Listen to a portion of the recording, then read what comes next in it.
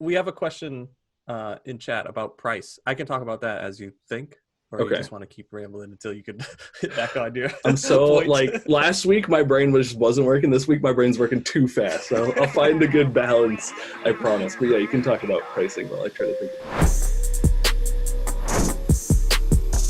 There are certain platforms that I think people should go to if the price point and the profit is the most important. But with merch, a lot of people that are just getting their accounts, they're looking for ways, quick and easy ways to tier up. We always suggest going to those smaller groups. That way you can almost drop the price down to zero where you don't make anything. And the client might be happy with just getting those shirts. It's not necessarily a fundraiser, but they just want shirts for their local event or local group. We have a lot of triathlons, a lot of running clubs that are like 10 to 25 people where screen printers are going to charge a premium to do those lower quantities. Or if you want to go to a local place and just do one-offs, it's going to be very expensive. That's where we can kind of match or beat the price. But we're not making anything, but it's just to grow an account that's just getting started out on merch. But there are many options in there. And I guess we'll just keep elaborating on the pricing because every deal I think has a certain element to it, and it's normally not like the first thing that we're going to.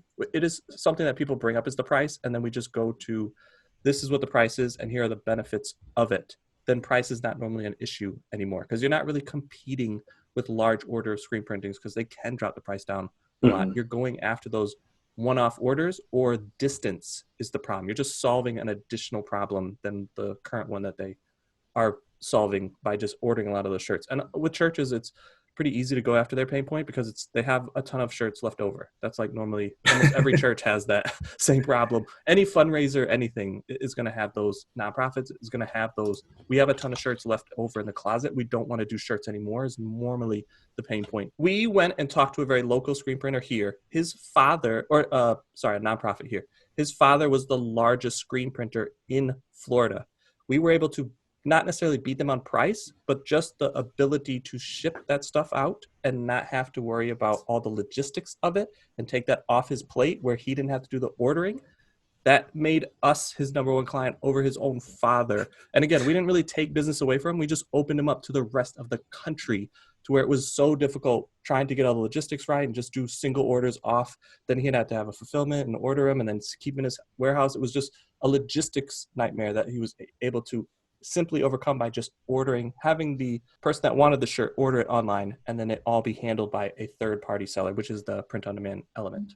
Yeah, I will never forget that deal because we were having that discussion and he's like, well, you can't beat me on price. I have, my dad's the biggest screen printer. He like dropped that bomb on us and we were like, what if it was free for you?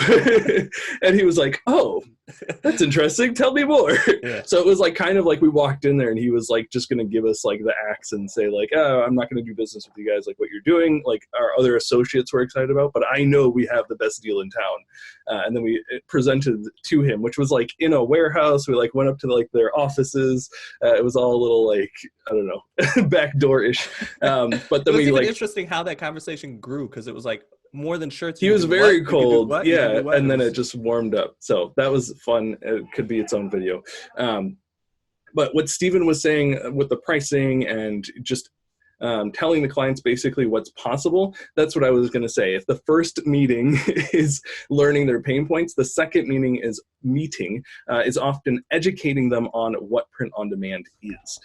So you have to explain that it's not just like screen printing that we're handling. The way that everything operates is going to be slightly differently. So if you want to do a super large order for this event that you're having, we can't give you a price cut because the price is the price, whether it's one product or it's 100.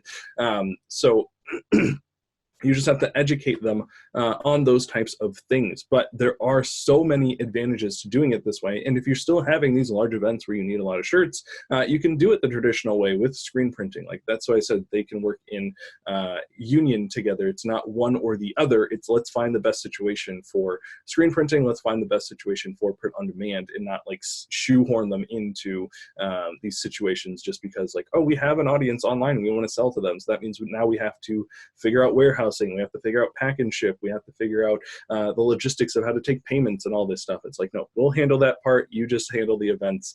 Or, we can even help with the events and talking with those screen printers and things like that. So it really depends also like what you want to do yourself, because you can find yourself as like their merch guy, where anything that comes across their mind, they send to you, which is a position I like to be in because that usually forces me to learn. But I know that's not everyone's like dream position to be in. You can say like, this is a fundraiser. This is what I do. This is what I provide, and handle it differently. But my skill set, where I'm at in life, all of those things, are letting me run the business the way that I want to, which is very exciting. But it's not necessarily the way you have to run your business. So just because I might answer something in a certain way, or we structured a deal a certain way, like Steven was talking about earlier, doing deals for free just so we could build our merch account, that's not a concern anymore. But that is also, there's a place and a time for that as well. If you know a nonprofit is super well connected and everyone in the community knows who they are, maybe helping them out so they will spread their name through word of mouth and saying like, oh, this was so easy for us. And then you get into 12 other nonprofits in the area. You're like, okay, that was definitely worth doing just to show the power of this thing. And I educated one person, and now they went out and educated people for me, which made those deals much easier. So there's a lot of different angles you have to look at it when you are deal structuring. And like I said, I'm not perfect. I've made so many mistakes, so many silly mistakes, just stuff that has cost me money, time, relationships, even like just making things harder for future. But that is why I'm leaning a lot more on Steven this year to trying to limit those mistakes, as Steven's done a lot more deal structuring and more creative stuff with the real estate side of things. So we're hoping to bring some of his knowledge into what I'm doing. But that doesn't change that we're still going to make mistakes. And, it's not like we have everything wrapped up. Like there's so much opportunity for us to learn. And there's so many still possibilities out there. So that's why I'm encouraging you guys to start thinking about this more seriously, because Print on Demand through Fundraiser, it gets away from a lot of stuff that I don't personally like to do, which is all the stuff that Steven likes to do. I was about to say, you trying to distance yourself from me even more. I see what's going on here. Yeah.